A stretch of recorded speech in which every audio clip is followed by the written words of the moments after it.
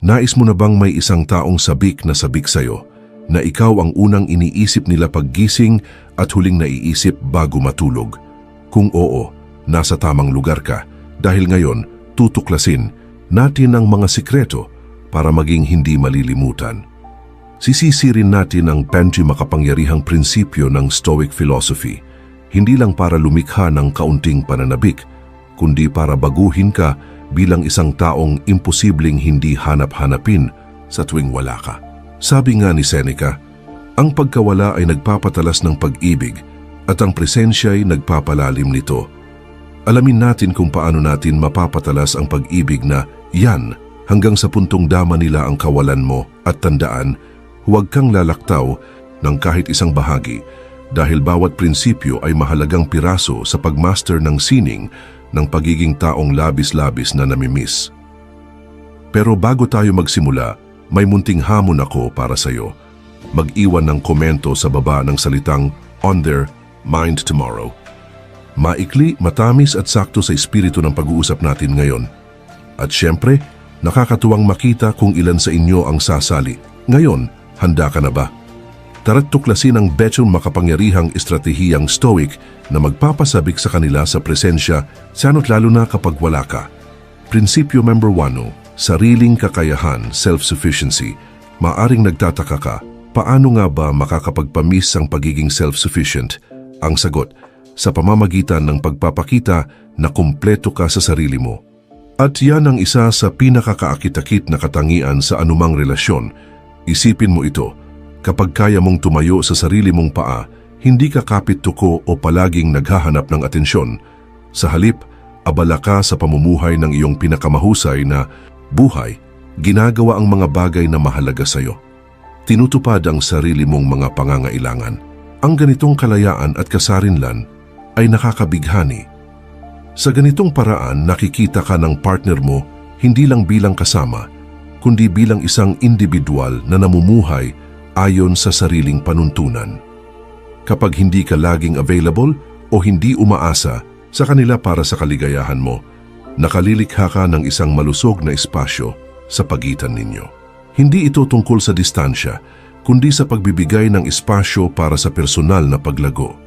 At kapag wala ka sa tabi nila, napapaisip sila, ano na kayang ginagawa niya? Naiisip nila kung paanong ang galing mong magdesisyon at magpakatatag, at ang resulta? Namimiss nila ang independent buhay na bersyon mo, kaya yakapin mo ang sariling kakayahan mo. Hindi ito paglayo, kundi paghilas sa kanila palapit sa pamamagitan ng respeto at paghanga sa kung sino ka. At tandaan, habang pinapalago mo ang sarili mong kasarinlan, mas madalas kang magiging laman ng isip nila, hindi lang bukas, kundi sa mga darating na araw. Prinsipyo Tessifermer 2, kontrol sa emosyon iniisip mo siguro. Kontrolin ang emosyon. Ang gusto ko lang naman ay mamiss ako. Pero narito ang sikreto. Ang pagkakaroon ng kontrol sa emosyon ay parang pagkakaroon ng renda ng isang mabangis ngunit makapangyarihang kabayo. Ito ang tumutulak sa direksyon ng relasyon mo. Isipin mo ito. Sa bawat pag-uusap, kalmado ka, panatag, kahit pa mainit ang usapan o may hindi inaasahang liko, nananatili kang composed. Ang ganitong emosyonal na kontrol ay hindi lang nakaka-impress kundi nakaka-intriga. Bakit? Dahil tulad ng sinabi ni Marcus Aurelius, may kapangyarihan ka sa isip mo, hindi sa mga panlabas na pangyayari. Kapag nauunawaan mo ito, matatagpuan mo ang tunay na lakas. At kapag naipapakita mo ang ganitong klaseng lakas, hindi ka madaling kalimutan. Kapag hindi ka basta-basta natitinag, may misteryong nabubuo. Ano kayang nasa isip niya? Iniisip nila. Sanay silang emosyon ang nagpapagalaw sa'yo. Pero ngayon kalmado ka, tahimik, may lalim. Ang mastery ng emosyon ay hindi pagiging malamig o robot. Ito'y tungkol sa pagtugon, hindi padalos-dalos na reaksyon. At kapag pinili mong magsalita mula sa puso, hindi ito madalas, pero totoo, malalim, at tumatatak. At ano ang epekto? Namimiss nila ang init ng maingat mong paglalambing, kaya manatiling mahinahon. Maging mapagmasid at hayaang ang isip nila ay gumala pabalik sa iyo. Tandaan, itago mo ng kaunti ang emosyon mo, iwanan sila ng tanong, Iniisip mo rin ba, ako bukas, waswanisan, dahil sa laro ng pag-ibig, isang patak ng misteryo ay makapangyarihang sandata. Prinsipyo number 3. Mapanlikhang komunikasyon, intentional communication. Naisip mo na ba kung paano kaya ng ilang salitang piliin lang ay magpapanabik sa isang tao? Dito pumapasok ang intentional communication, ang sikreto mong sandata. Ang intentional communication ay ang sining ng pagpili ng salita. Makabuluhan, may lalim at may layunin. Hindi ito basta pagsasalita. Ito'y paglikha ng koneksyon na tunay na tatatak. Sabi nga ni Seneca, magsalita ka ng may saysay para marinig ka pang muli. Ang layunin ay hindi lang makausap, kundi mapanabik silang muli sa karunungan mo, sa katatawanan mo, sa natatangi mong pananaw. Isipin mo ito. Tuwing nagsasalita ka, may layunin kang umunawa, magpabatid at magbigay ng halaga. Hindi ka lang nagsasayang ng salita. Naghuhulma ka ng karanasang hindi malilimutan. At kapag wala ka na, nananatili ang mga salita mo sa isip nila. Umaalingaw-ngaw ang tinig mo sa alaala nila. Mas lalo kanilang hinahanap. Sa ganitong uri ng komunikasyon, nabubuo ang interes at misteryo. Hindi lang usapan ang namimiss nila, kundi ikaw mismo bilang taong may lalim. Kaya gamitin mo ng wasto ang iyong boses. Piliin ang mga salita mo. Magsalita ng may charm, may isip at may damdamin. At panoorin mo kung paano kanila hahanapin muli. Prinsipyo number 4. Pagtanggap sa pagkawala, acceptance of absence. Narito ang isang kakaibang pananaw. Paano nga ba ang pagtanggap sa panahon ng pagkakahiwalay ay siya pa mismong mas nagpapalapit sa inyo? Parang salungat sa inaakala, di ba? Pero heto ang totoo, kapag niyakap mo ang mga panahong wala kayo sa piling ng isa't isa, mas lalong tumitindi ang pananabik nila sa iyo. At sa pagbabalik ninyo sa isa't isa, mas lalong lumalalim ang koneksyon. Isipin mo ito, ang pagkawala ay hindi lang basta nagpapamiss. Ito rin ay nagbubunsod ng pag-aasam at pasasalamat. Kapag tinanggap mo at higit pa, pinahalagahan mo ang mga sandaling magkalayo kayo, pinapakita mo na buo ka sa sarili mo. Ipinaparamdam mo na nauunawaan mo. Ang tunay na koneksyon ay hindi nakasalalay sa palaging magkasama, kundi sa kalidad ng ugnayang emosyonal ninyo. Sabi nga ni Epictetus, kalayaan ang tanging layuning karapat-dapat sa buhay. Palayain mo ang sarili mo mula sa pangangailangang kumapit palagi. At panoorin kung paano nagbabago ang dinamika ng inyong relasyon sa ilalim ng liwanag ng kalayaang yan isipin mong ginagawa mo ito. Sa halip na sunod-sunod ang mensahe, magbigay ka ng kaunting espasyo. Hayaan mong ang katahimikan sa pagitan ninyo ay maging bukal ng kuryosidad at munting misteryo. Sa ganitong paraan, hindi ka nagiging bahagi lang ng araw-araw nilang rutina, nagiging highlight ka.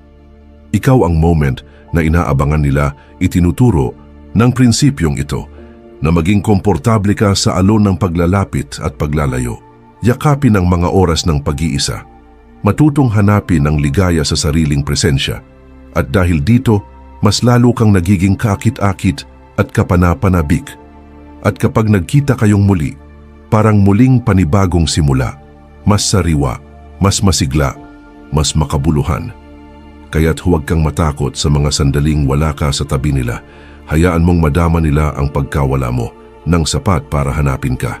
Tandaan, ang absence ay hindi puwang, kundi puwang para sa pagtubo at pananabik.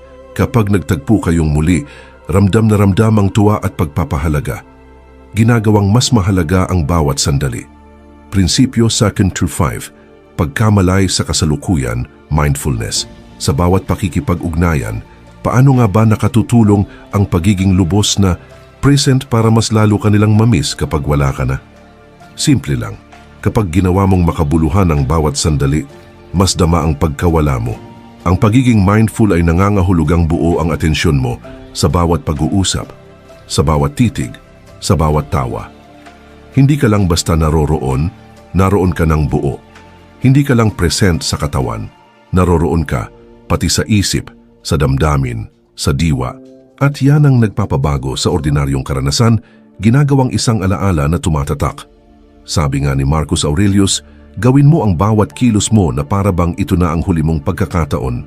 Ilapat mo ang aral na ito sa bawat sandaling magkasama kayo. Bawat usapan, bawat pagtawa, bawat titig, gawin mong parang ito na ang pinakamahalagang sandali sa pagitan ninyo. Isipin mo, bawat oras na magkasama kayo, may dalang intensity ang presensya mo. Hindi mo sinasayang ang oras. Lahat ng sinasabi mo, lahat ng reaksyon mo may saysay. At dahil dito, hindi lang kayo basta magkasama. Gumagawa kayo ng mga sandaling di malilimutan. Kapag wala ka na sa piling nila, mas lalo nilang hinahanap ang presensyang iyon. Hinahanap nila ang lalim ng atensyon mong hindi lang basta naririnig sila, kundi tunay na nakikita at naiintindihan. Hinahanap nila ang kakaibang pakiramdam ng naririnig ako, nauunawaan ako.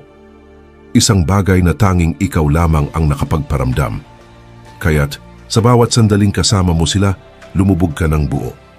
Iparamdam mong naroon ka talaga ngayon.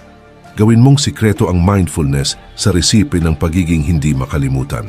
Tandaan, kapag buo ang presensya mo, may naiiwan kang bahagi ng sarili mo sa puso't isipan nila. At yan ang dahilan kung bakit bukas at sa mga susunod na araw, ikaw pa rin ang laman ng kanilang isipan. Bilang 6, konsistensya sa komunikasyon. Paano nga ba nakatutulong ang pagkakaroon ng tuloy-tuloy at maingat na paraan ng pakikipagkomunikasyon para mas maramdaman ang iyong pagkawala? Simple lang, ito ay tungkol sa paglikha ng inaasahang kalidad at pagiging maaasahan sa bawat pag-uusap. Kaya kapag hindi ka nakakausap, ramdam na ramdam ang puwang ng iyong presensya. Ang pagiging consistent sa komunikasyon ay hindi nangangahulugang kailangang araw-araw at buong araw mong bombahin sila ng mensahe. Sa halip, ito ay tungkol sa pagtatag ng isang pattern, isang ritmong puno ng kahulugan at tiwala. Maaring ito'y isang simpleng good morning text, isang quick check-in sa tanghali, o isang maikling kwento ng araw mo tuwing gabi. Ang mga ganitong gawain, paulit-ulit man, ay nagiging bahagi ng kanilang araw na inaabangan at pinahahalagahan. Gaya ng sinabi ni Seneca, ang regularidad ay tanda ng karunungan sa komunikasyon. Ang pagkakaroon ng regular na ugnayan ay nagpapaalala sa kanila na ikaw ay maalalahanin, mapagkakatiwalaan at tunay na nagbibigay halaga sa relasyon. Isipin, motto. Kahit gaano ka pa kaabala sa buhay, hindi mo nakakalimutang kumustahin sila. Ang ganitong consistency ay nagiging sandigan nila, isang puwersang nagbibigay ng ginhawa at katatagan sa gitna ng gulo ng araw-araw. Kaya kapag bigla kang nawala, kapag nakaligtaan mong magpadala ng mensahe, agad nila iyong napapansin. At sa hindi inaasahang paraan, hinahanap-hanap ka nila. Sa pamamagitan ng pagiging consistent sa komunikasyon, unti-unti mong inihahabi ang sarili mo sa tela ng kanilang araw-araw na buhay. Kapag wala ka, namimiss nila ang init at seguridad na hatid ng mga mensahe mo. Inaasam nila ang muling pagdampi ng presensyang dulot ng simpleng kamusta. At kapag hindi ito dumating, nararamdaman nila ang pagkawala mo sa pagitan ng mga katahimikan. Kaya gawin nating tatak ng ating komunikasyon ang consistency. Panindigan ito at makikita mong unti-unti nilang hahanapin ang mga maliliit na katahimikang iniwan ng pagkawala mo. Tandaan, ang layunin mo ay manatiling nasa isip nila bukas, hindi lang alaala tuwing minsan. Maging isang mahalagang presensya sa buhay nila kahit malayo ka man. Bilang 7, buhay na may layunin. Paano nakatutulong ang pamumuhay na may layunin para mas hanap-hanapin ka ng isang tao? Simple lang. Ito ay tungkol sa pagiging isang taong may sigasig, may malasakit at aktibong lumalahok sa mga makabuluhang bagay. Kapag namumuhay ka ng may direksyon, hindi mo hinahayaang iba ang magpuno ng oras mo. Sa halip, pinipili mong bigyang saysay ang bawat sandali. Ang isang taong may layunin ay mas kaakit-akit at mas misteryoso. Ipinapakita nito na mayroon kang mga pangarap at mithiin na lampas sa inyong relasyon. Isa kang taong may ginagampanang papel sa mundo. At dahil dito, mas kahanga-hanga ka sa kanilang mga mata.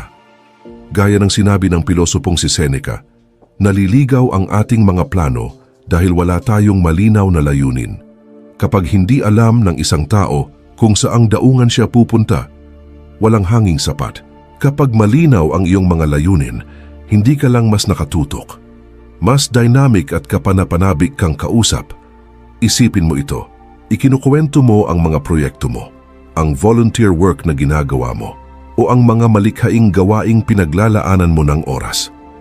Kitang-kita sa mukha mo ang sigla habang ikinukwento ang mga ito. Nakakahawa ang ganitong kasabikan at hindi nila iyon nakakalimutan. Kapag magkalayo kayo, namimiss nila ang enerhiyang dala mo. Naaalala nila ang mga kwento mong buhay na buhay at iniisip nila, ano na kaya ang bago niyang ginagawa ngayon? Sa pamumuhay na may layunin, nagiging ikaw ang taong laging lumalago, laging nagbabago. At dahil dito, bawat ugnayan niyo ay pakiramdam nila ay bago at busog sa diwa. Kapag wala ka, namimiss nila ang pagiging bahagi ng paglalakbay mong makabuluhan. Kaya yakapin mo ang iyong mga layunin. Hayaan mong ang pamumuhay mo na puno ng saysay ay magsilbing ilaw. Isang ilaw na gumigising sa kanila, humahanga sa iyo, at nagnanais na mas makilala pa ang mundo mong ginagalawan. At tandaan, habang nabubuhay ka ng may layunin, mas madalas kang sumasagi sa isip nila. Hindi lang dahil mahal ka nila, kundi dahil humahanga sila sa sigla mong yakapin ang buhay. Bilang 8, pagpigil sa matinding emosyon. Paano nga ba nakatutulong ang paghawak sa sarili pagdating sa emosyon para mas hanap-hanapin ka? Ito ay tungkol sa pagkakaroon ng balanseng dinamika kung saan ang bawat emosyon ay ipinapahayag ng maingat, may lalim at may kahulugan. Sa pamamagitan ng pagpipigil sa matinding emosyon, naiiwasan mong ilubog sila sa labis-labis na reaksyon. Maging ito man ay sobrang saya o matinding lungkot. Ito ang landas ng katahimikan at karunungan. Isang pamamaraang hinahawakan mo ang sitwasyon ng may hinahon at pinipiling magpakita ng pagmamahal na taos puso, pero hindi nakakasakal.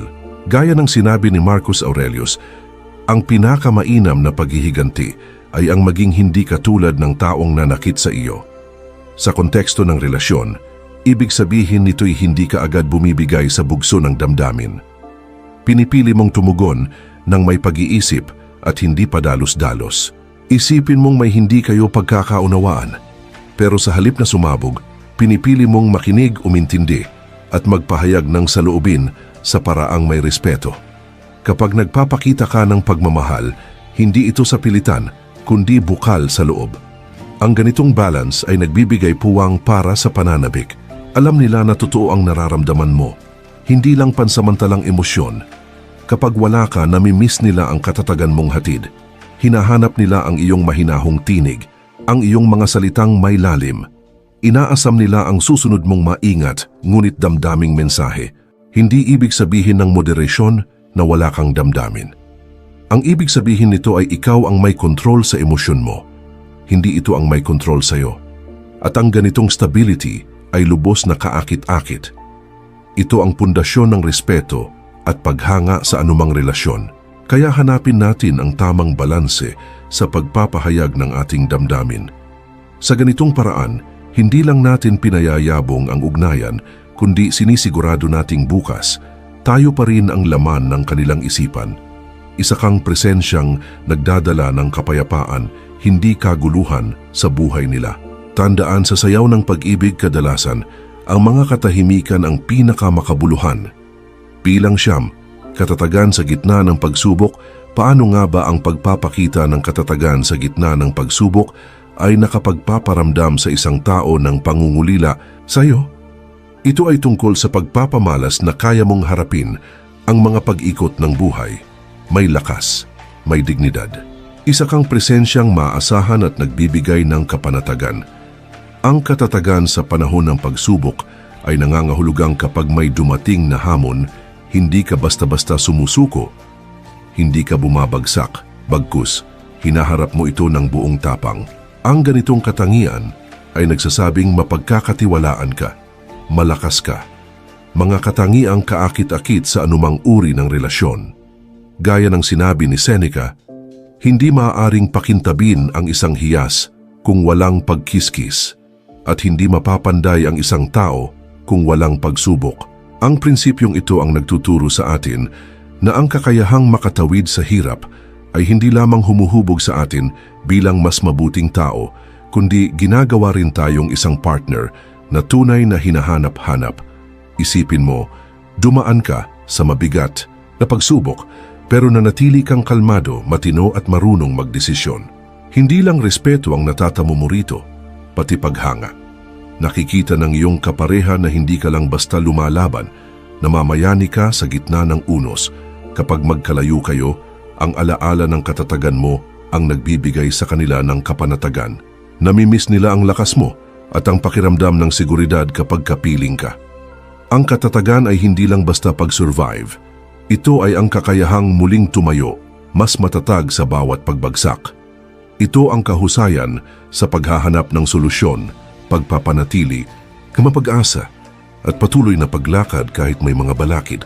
Ang ganitong klaseng tibay, mental at emosyonal, ay hindi lang kaakit-akit, nakahihikayat, nakaakit, nakapagpapalapit, nahuhulog sila hindi lang sa kung sino ka, kundi sa kung paanong hinaharap mo ang buhay.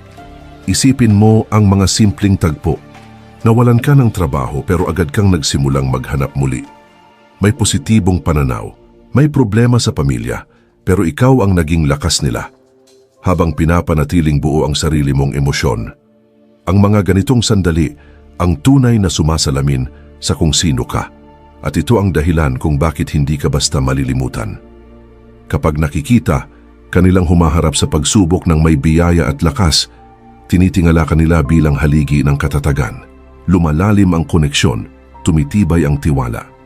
Ikaw ang taong hindi matitinag, at sa bawat pagkakataong wala ka, ikaw ang hinahanap, ang iyong lakas, ang iyong kapanatagan.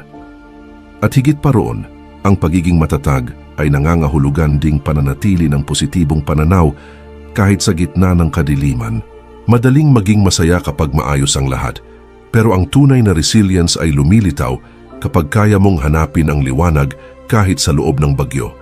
Ang ganitong pananaw ay nakahahawa, nakaaangat din sa damdamin ng iyong partner. Kapag magkalayo, kayo namimiss nila hindi lang ang presensya mo, kundi ang pag-asa at positibong enerhiya mong hatid sa kanilang mundo. Sa pamamagitan ng katatagan, hindi ka lang basta nabubuhay. Nagpapakita kang kaya mong mamuno, muling bumangon at maging inspirasyon dahil dito, bawat pagkikita ay nagiging mas makabuluhan. Mas masarap ang bawat pagbabalik dahil alam nilang ikaw ay hindi lang minamahal, ikaw ay hinahangaan.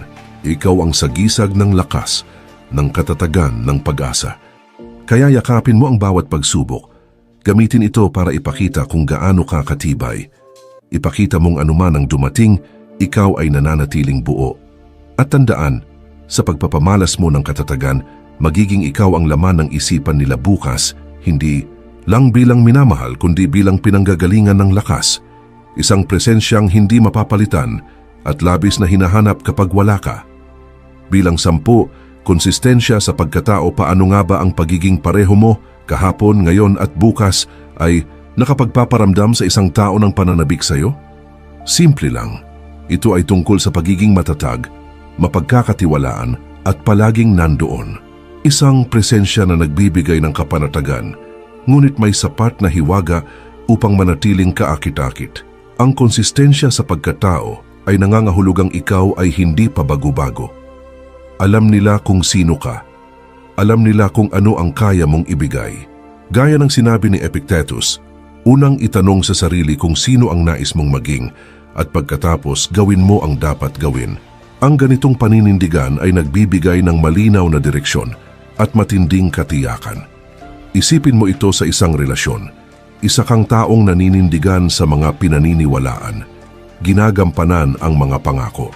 Tapat, maalaga at magalang palagi. Hindi lang ito basehan ng pagiging mabuting partner. Ito ay basehan ng pagiging sandigan. Isa kang taong hindi nila gustong mawala. Ang ganitong klase ng konsistensya ay nagpapalalim ng tiwala. Hindi ka lang basta nandoon, alam nilang palagi kang nandyan. Ngunit ang pagiging consistent ay hindi nangangahulugang predictable sa lahat ng bagay. Mahalagang may halong sorpresa, isang biglaang date night, isang simpleng regalo, isang nakakatuwang mensahe sa kalagitnaan ng araw. Ang mga ganitong simpleng kilos, kapag isinama sa isang solidong pagkatao, ay lumilikha ng isang perpektong balanse, siguradong presensya na may kasamang kilig, Ang pagiging tapat sa sarili ay lumilikha ng matatag na pundasyon. Kapag may unos sa buhay, alam nilang ikaw ang sandigan. Hindi ka nila kailangang hulaan. Alam nilang ikaw ay palaging ikaw. Isang bihirang hiyas sa mundo ng hindi tiyak. At sa bawat araw na wala ka, namimiss nila hindi lang ang pagiging tapat mo kundi pati ang mga maliliit na sorpresa mong pumupuno sa kanilang araw ng saya. Kaya gawin nating